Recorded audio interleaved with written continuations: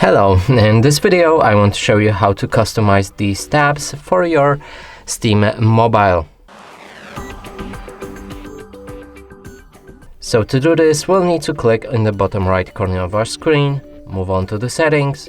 Right here you can go for customize tabs and you can adjust the tabs to whatever you want.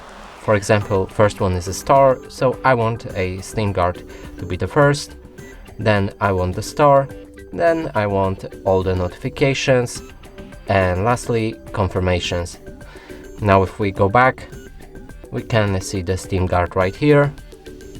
Go for the store right here, notifications, and also all the confirmations. And that's it for this video. Hope you like it. Please consider subscribing to our channel, leave a like and a comment below.